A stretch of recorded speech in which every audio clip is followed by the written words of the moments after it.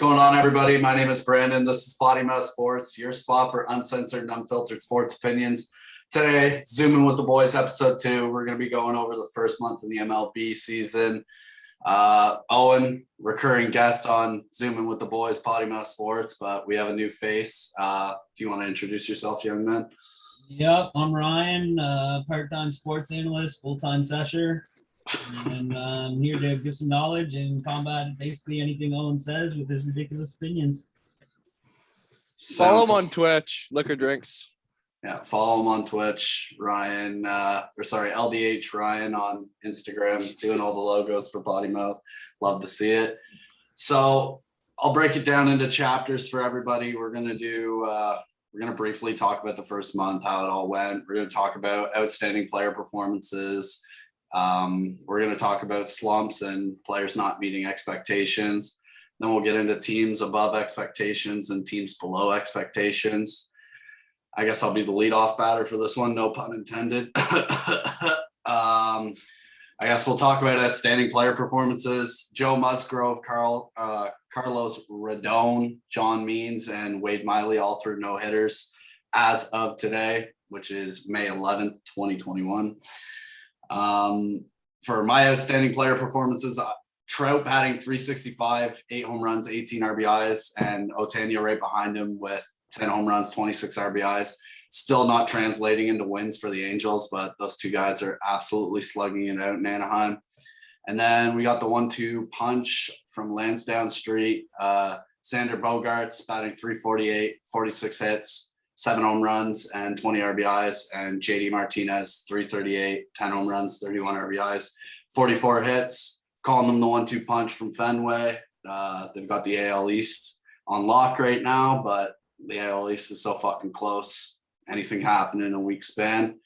And last but not least, the April player of the month on MLB The Show 21. I've got Byron Buxton batting 370, 9 home runs, 17 RBIs, basically a solo home run machine, and a slug percentage of 772.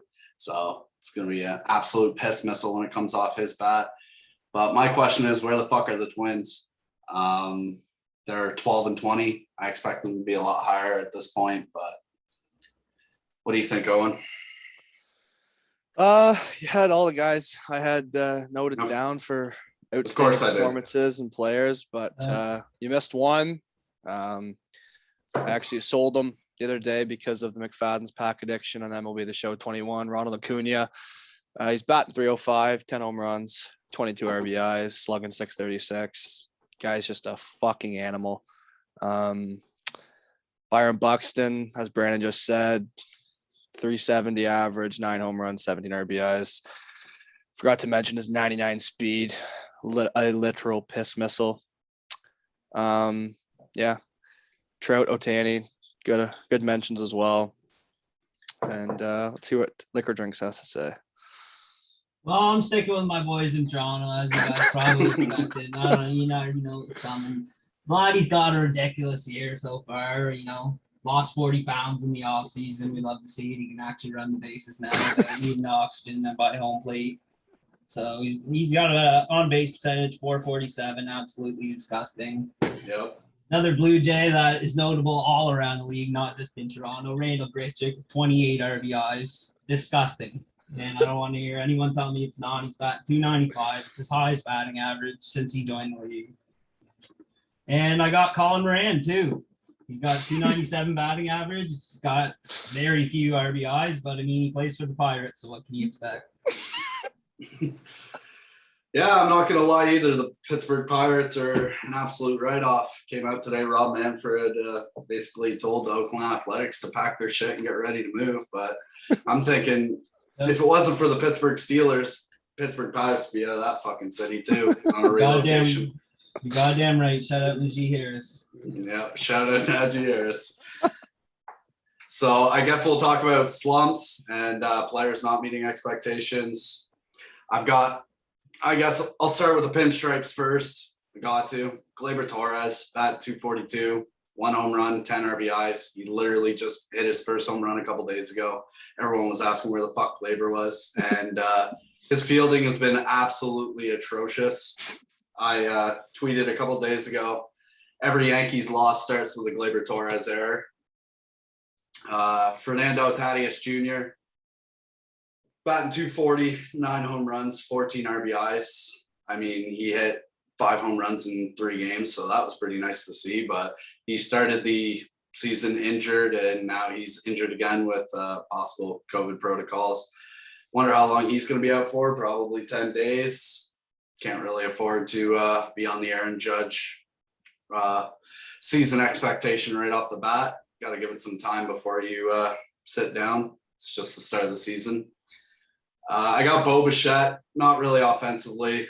267, 8 home runs, 20 RBIs, respectable start for the season. But he is a fielding error machine, and I believe it's contributed to some losses for the Jays. Jays are sitting, I believe, 4th in the American League East right now. They should expect to get up here in May and at the beginning of June as well. They usually heat up in June and July and then sizzle out in August. I just wonder if they're saving their full load for July, August, and then into September, which would be the smart thing to do. Hopefully we'll see it. I got Mookie Betts in a not meeting expectation, batting 261, 4 home runs, 11 RBIs. I believe that if the New York Yankees or the Miami Marlins decided to draft me as a right fielder, I would be able to put up more of an offensive production than Mookie Betts right now. But I can't replace his glove. He's making outstanding plays out there, and his defense is without question. He's a solid all-around player, but hopefully he will heat up here in May. I expect him to heat up in May. Trevor Bauer's 3-2 start. It's more of a team statement than individual. He's pitching. He's got an ERA of 2.50 and he's got 67 Ks. It's a good start to the season. And Max Scherzer, 2-2 start. Again, more of a team statement than individual. He had one bad game that can be accredited to himself, which was, I believe, the first game. But again, ERA of 2.33 with 61 Ks. Can't really ask much more from those two guys. They're pitching outstanding. They just need their team to battle behind them and rally to get some wins under their belts. Water teams. Owen?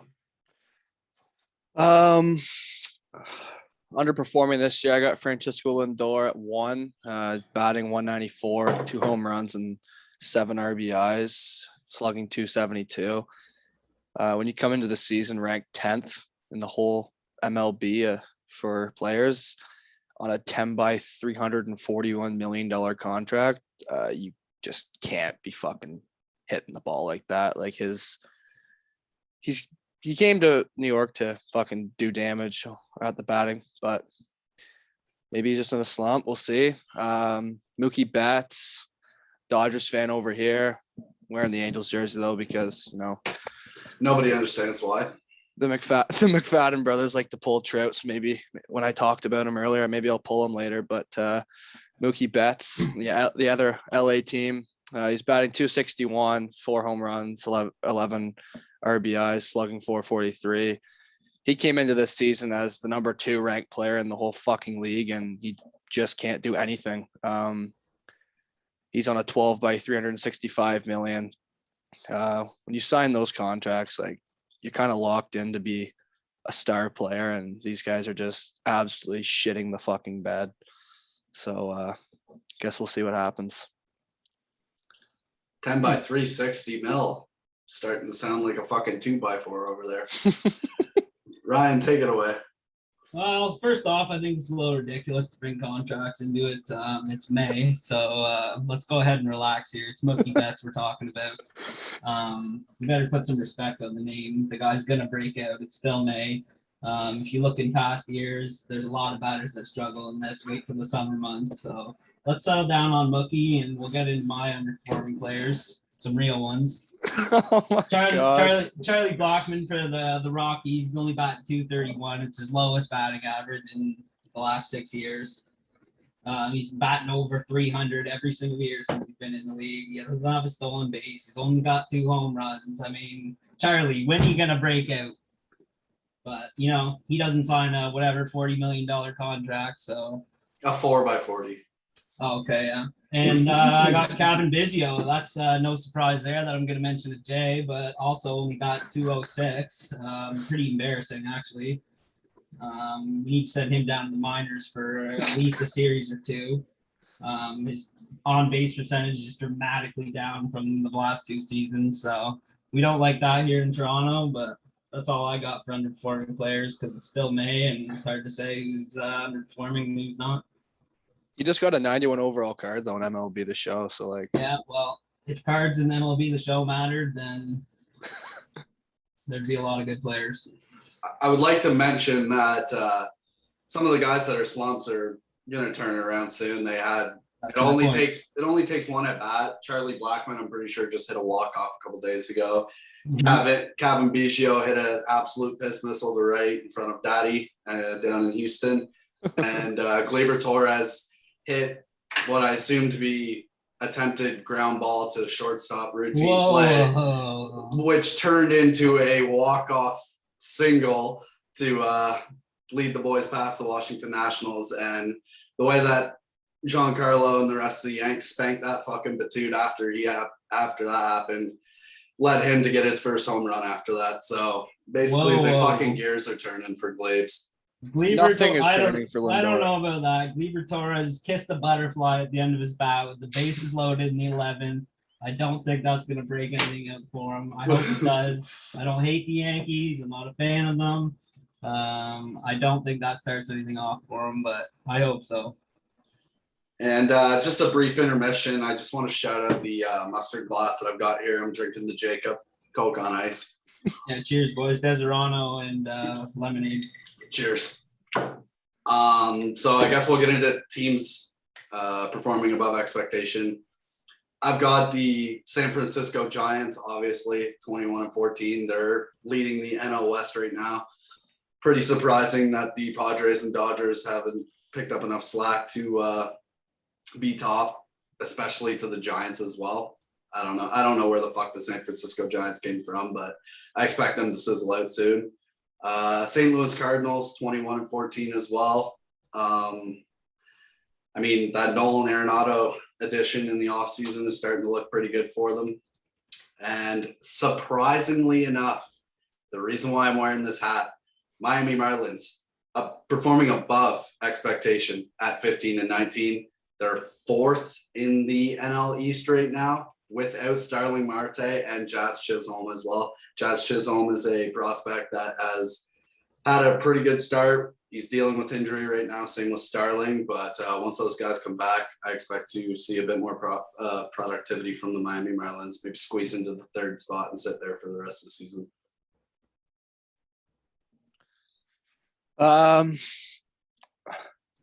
Above expectations. Yeah, I'm gonna go with the Giants as well. 21-14. Somehow taking that division away from the Dodgers, which I did not see happening. At the start of the season, they were projected 79-83.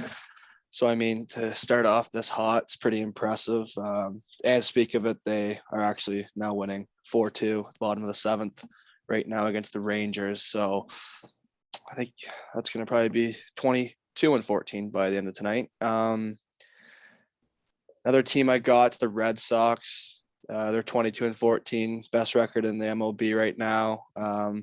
They were projected 80-82, 4th in the AL East. Tough division, so I think it's going to be neck and neck all year from my perspective. Yeah, I also had the Red Sox. I mean, that's the only team to talk about that's doing unpredictably good. Who would have thought the Red Sox were 22-14 here? What do they have? 4 or 5 people batting over 300 right now? Yeah. Pretty gross. They're legitimate this year. They need to go after a few people if they want to make a legit postseason run. I don't think they go anything past the first round of postseason if they don't pick somebody up. But they got 4 people batting over 300, and the first 7 batters are pretty disgusting. I'm not going to say that I expected the Red Sox to perform this great to begin the season, but it's not really a surprise to me either. They have really good hot starts. They don't really have the team that they have in the past, but I personally believe that they're going to sizzle out here soon. Or sizzle out in the months to come. Like the division's way too competitive. They have yet to go to the Bronx to compete for any games yet, and that's just a completely different story. Ryan, how many have you guys played the Red Sox yet at all? I think we played one. I'm pretty sure we played one series against them, and we took 1 out of 3, if I'm correct. So Okay. The Blue Jays are a completely average team right now. But team-wise, there's nothing to say about them. Got a couple breakout players on the team, but we're average right now. But in the hot months, I got some faith. We're heading back to the Buffalo field, though. That worries me a little bit. But we'll see what happens. It's weird in baseball when the hot months come out, June, July, August. That's when the bats really come out, and that's when teams really start to rally. So expect to see that here in a couple weeks to come. We're definitely going to be doing a May recap. I know we're kind of late on the April recap, but we'll be on time for the May recap here soon. Couple weeks, 3 weeks. Well, have you ever tried to book appointments with half of these guys, Brandon? Yeah, I have, and it's like pulling hair. I'm going to be damn right it is. My hair is going to be growing back like my father's here soon. Shout out Denny Rue.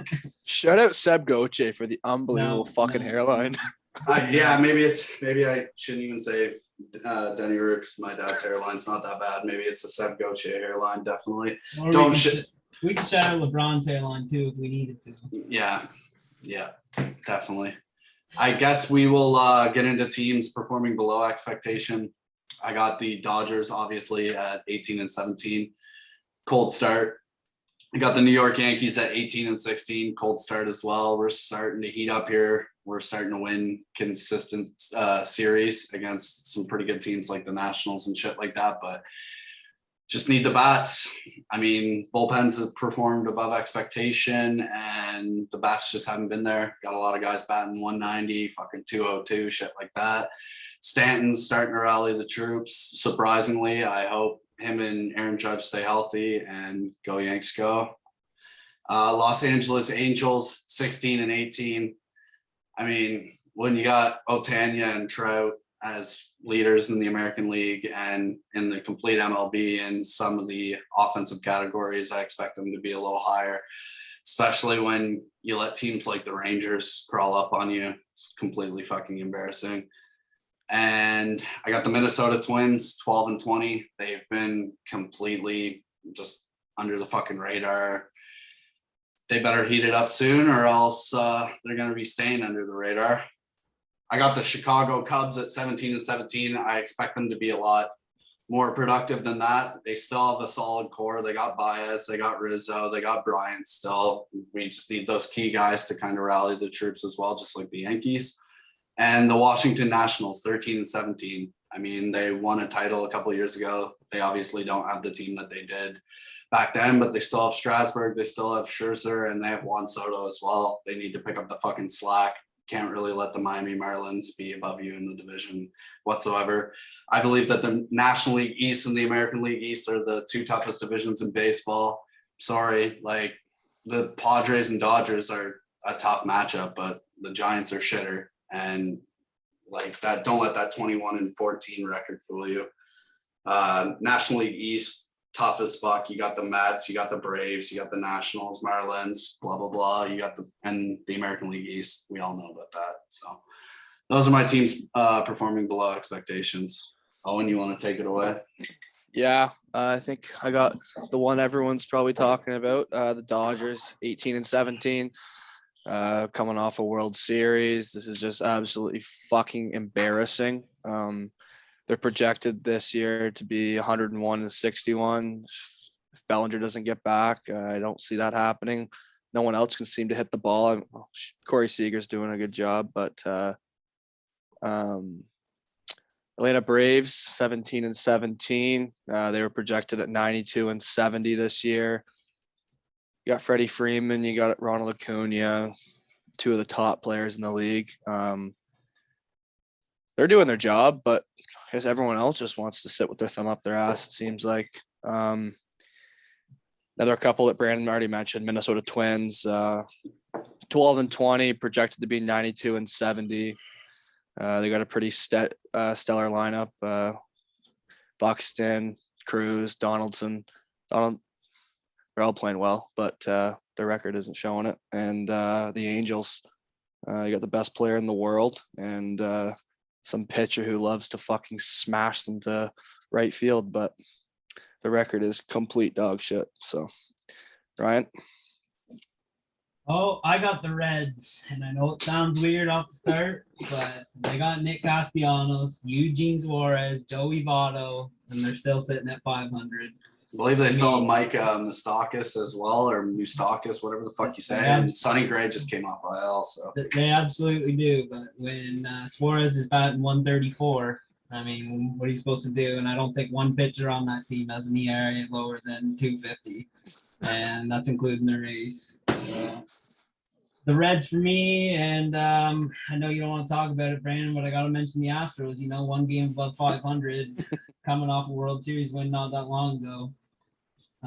They're struggling in the pitching department, and I know you love to hear it. So, yeah, I do love to hear it. The Astros can literally rest in piss for all I care. I believe firmly that every single player on that roster shouldn't be able to play a Major League Baseball game ever again, and they should be able to, or they should have to, hand in their trophy and their World Series rings. But Rob Manfred basically gave them immunity to come out clean because it was such a fucking mystery on how they cheated. I mean, if you watch some fucking game film, I think we could have all figured it out on our own, but Rob just wanted to get right to the point, I guess.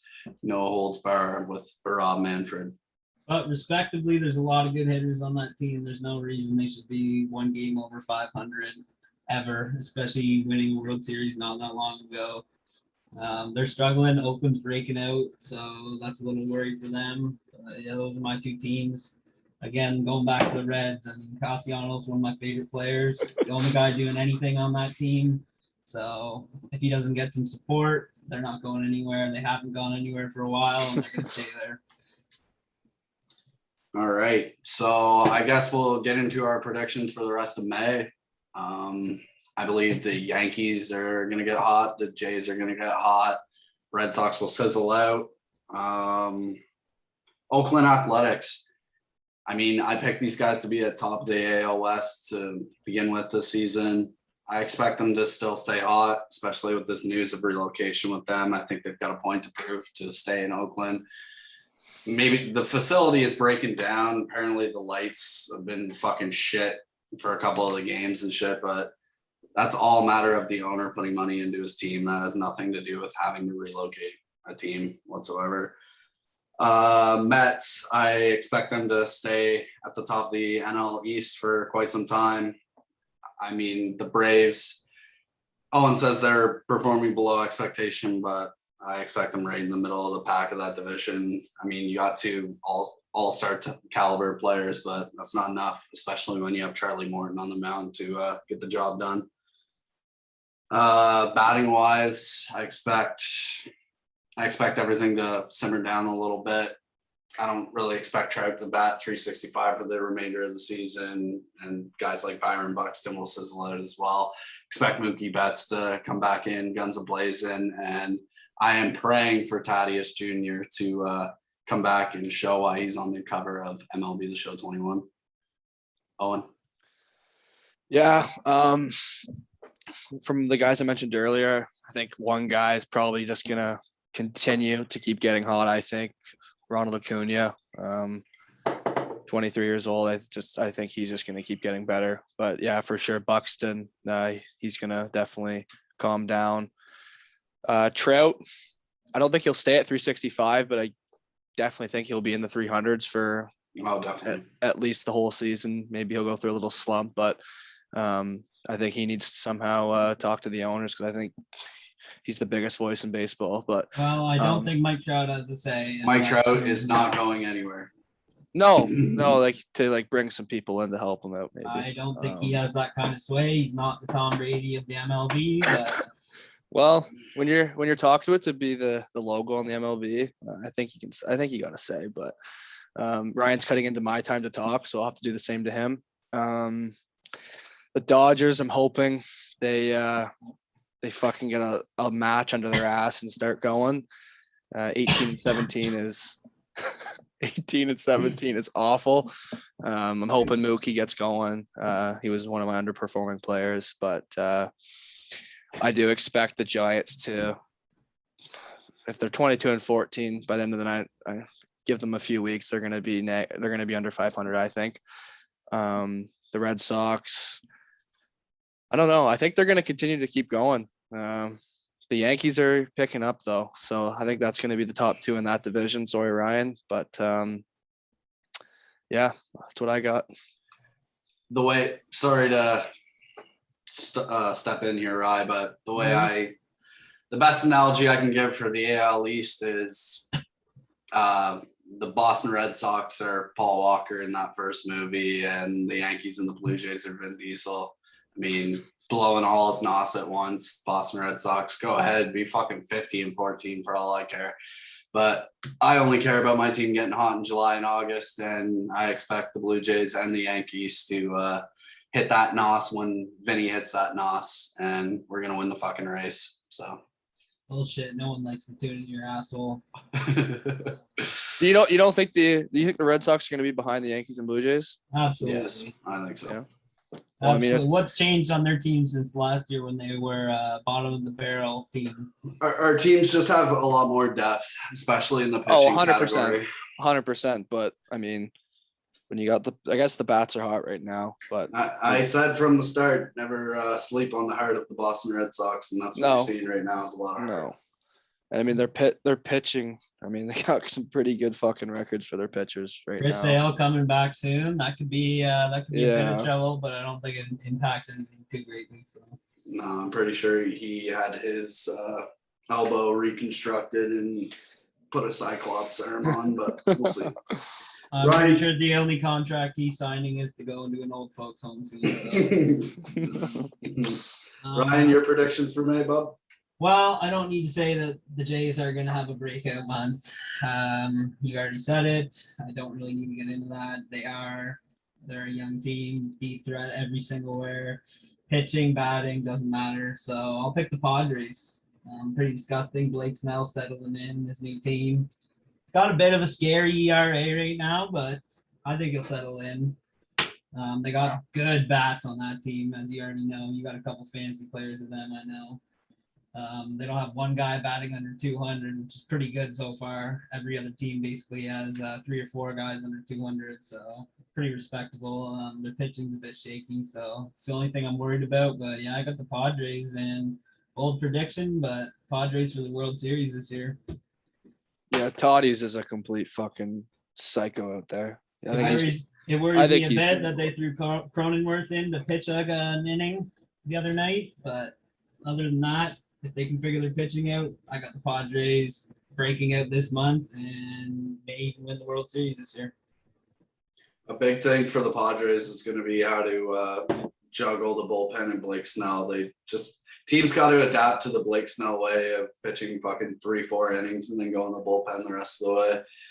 But once they figure that out, they got Darvish, they got Musgrove still. Like, their pitching will come together, and obviously they have the bats to get shit done. Darvish is a bad man right now. Yes, he is. I can see them also, though, like trying to beef up closer to the deadline, maybe trying to snag a good pitcher or. They have a gross team. They just went all in on Blake Snell. I don't think they reached for a pitcher. Yeah. They have Darvish, Blake Snell, a couple other guys with ERAs under 2 even. So yeah, Manny Machado's bat is going to heat up too, I think. It's got to. Yeah. They're in the same boat as the Yankees. Like, they have a really good fucking team. It's just all about executing and winning fucking games. Same with the Dodgers. They got superstars on their lineups, and Dustin May just went on to the 60-day IL, so that could be a little dent in their extreme pitching lineup. But who's that? Relief pitcher. Oh, okay. He's pretty gross, and that could hurt them. But that rotation's also disgusting at the same time. Probably one of the best we've seen, and I don't even know how long. Dustin May's a young guy too. He is. Yeah. But I don't see them having pitching struggles, and they will probably make it to the World Series.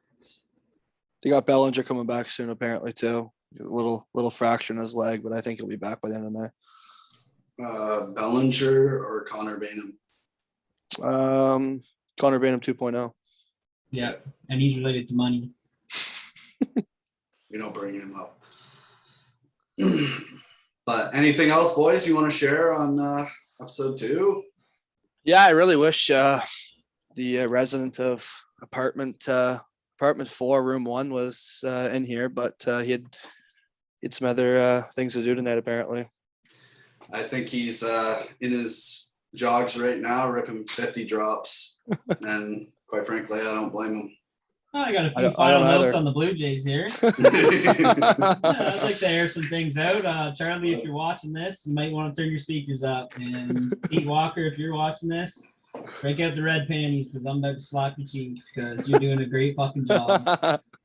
Pete Walker knows what the fuck he's doing. I'll tell you that right now. That pitching on that young team is insane. With one of the best bullpens in baseball. Not a flex, kind of a flex is what it is. Merriweather's a beast. But Charlie, if you're listening to this, Charlie, you're in some trouble. You're a pussy. You're too scared to go out there and kick some dirt on the mound when you need to. You never come in. You never intervene. You never argue anything. It's going to frustrate the players. It's going to piss them off. There's nothing more players hate than when their coach doesn't back them up. And I think we're in some deep coaching trouble, and that's our weak spot. Well, you lost Merriweather for 60 days, so that's not great. That's fine. AJ Cole is his replacement, and he came in for the first night the other night, went 6 up, 6 down. And Nate Pearson came up for 1 game, already back down. I have no faith in the guy.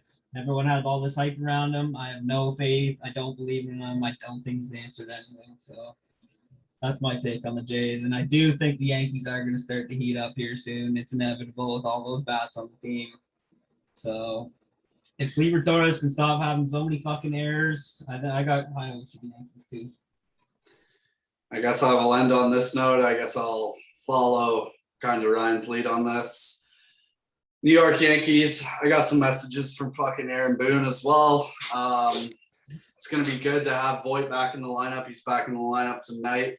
I just want to say condolences and thanks for your contribution, Jay Bruce, for the 2 weeks that you played in pinstripes. Yep.